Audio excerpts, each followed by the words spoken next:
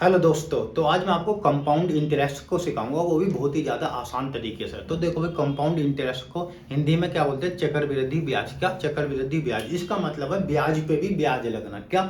ब्याज पे भी ब्याज लगना। ठीक है, तो मैं आपको क्वेश्चन के माध्यम से बताता हूँ। तो भाई देखो, पहले एक बार, एक तो होता है साधारण ब्याज। क्या? साधारण ब्याज। मान लो कि एक साल में, यानी पहले साल यदि 400 पे ब्याज है तो दूसरे साल भी 400 पे लगेगा, तीसरे साल भी 400 पे लगेगा। तो वो क्या? साधारण ब्याज। और ब्याज पे भी ब्याज क्या होता है कि यदि पहले साल 400 रुपये ना, तो उस 400 पे भी ब्याज लगेगा, यानी हर साल बढ़ के आएगा। ठीक है ना? अब देखो, मैं मान ले रहा हूँ पी, यानी कि प्रिंसिपल मान लिया मैंने। कितना? 4,000 रुपये। कितना? 4,000 रुपये।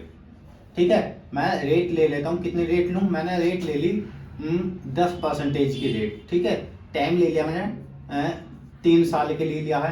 मुझे बताना क्या बताना है? सीआई बताना। क्या बताना? सीआई बताना, यानी कंपाउंड इंटरेस्ट। ठीक है, तो देखो भाई, अब मैंने किसी आदमी से 4,000 रुपये लिए हैं। ठीक है, उधार 10% की रेट पे। क्या? 10% की दर पे। ठीक है, और कितने साल के लिए? 3 साल के लिए। कितने साल के लिए? 3 साल के लिए। तो मुझे सीआई बताना, कंपाउंड इंटरेस्ट कितने रुपए होगा। तो चलिए बताते हैं। मैं दो तरीके से बताऊंगा और बेहतरीन तरीके से। ठीक है ना? तो भाई देखो मैंने 4,000 रुपये लिए। क्या? 4,000 रुपये। ये तो होता ट्री मेथड, ये जो मैं बता रहा हूँ। कितने साल के लिए होगा? 3 साल के लिए। तो आप ऐसे 3 पेयर बना लेंगे। क्या? 3 पेयर, 1, 2, 3। ठीक है, अब भाई 4,000 का बोला गया 10% पे। कितना है? 10% है। तो आप 4,000 का 10% जब निकालेंगे तो कितना आएगा? कितना आएगा? 1 0 से 1 0 कैंसिल, इससे कैंसिल। कितना? 400 रुपये। कितना? 400 रुपये। तो ये क्या हुआ? साधारण ब्याज आया 400 रुपये एक साल का।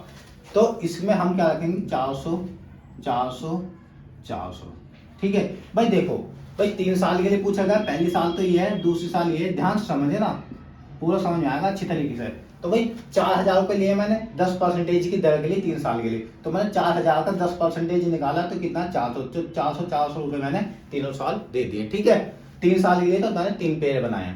अब जब अगली साल, यदि मैं दूसरी साल जब पैसा दूंगा, या जब दूसरी साल का हिसाब लगेगा, तो ये 400 रुपये ब्याज आया था, इस पे भी तो ब्याज लगेगा।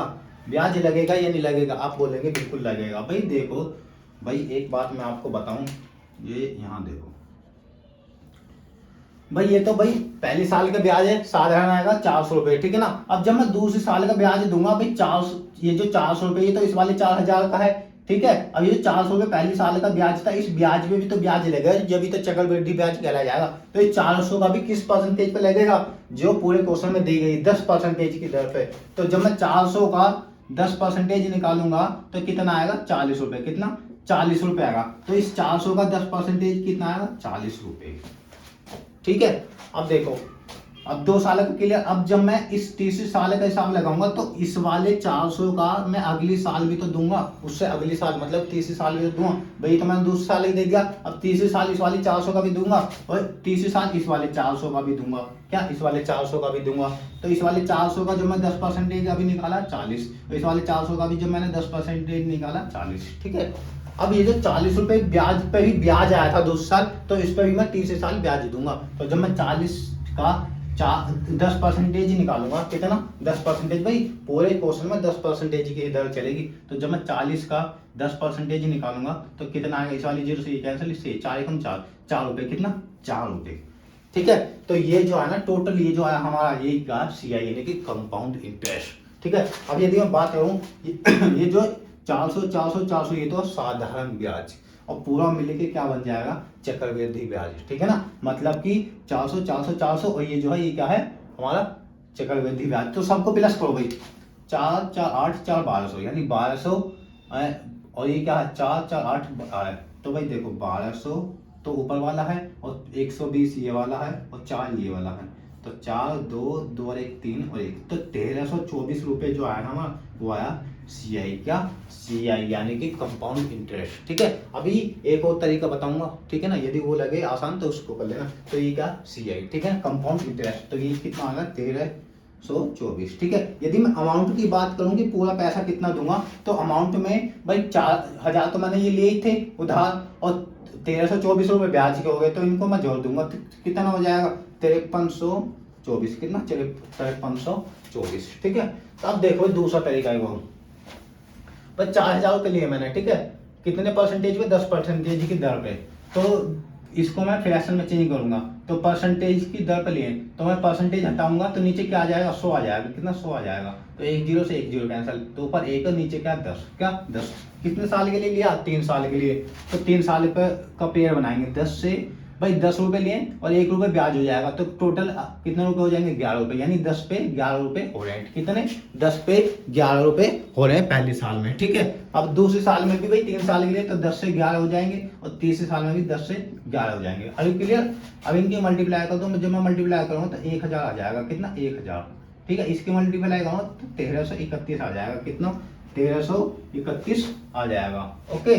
अब ये जो आया ना, ये वाला जो आया, ये है हमारा अमाउंट। क्या, अमाउंट। और ये क्या है हमारा, ये क्या, प्रिंसिपल। क्या है ये, प्रिंसिपल, ठीक है।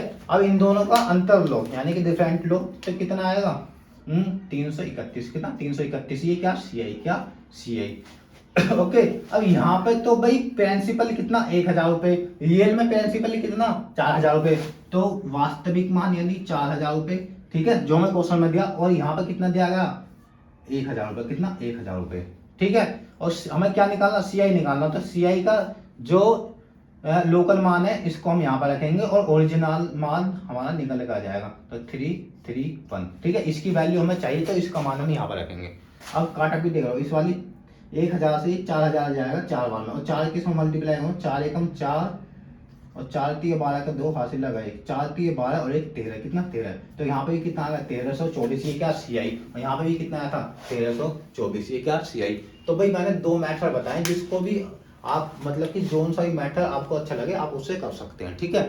यदि हमारी यह छोटी सी वीडियो आपको पसंद आई हो, CI की समझ में आया हो, तो हमारी वीडियो को ज़्यादा से ज़्यादा लाइक करें, और चैनल को ज़्यादा से ज़्यादा सब्सक्राइब करें, और शेयर करना तो बिल्कुल ना भूलें। और हाँ, यदि पहली बार में आपको समझ में ना आया हो, क्योंकि टॉपिक थोड़ा हार्ड है, ठीक है, तो दूसरी बार वीडियो देखो, लेकिन आया जरूर समझ में आ जाएगा, ठीक है ना। बहुत ही ज़्यादा बेसिक लेवल से बताया मैंने, बहुत ही ज़्यादा आसान तरीके से बताया, लेकिन जरूर समझ में आ जाएगा। आप दोबारा देखो वीडियो, ठीक है, 2-3 बार ही क्वेश्चन सोल्व करो, आ जाएगा लेकिन समझ में, ठीक है।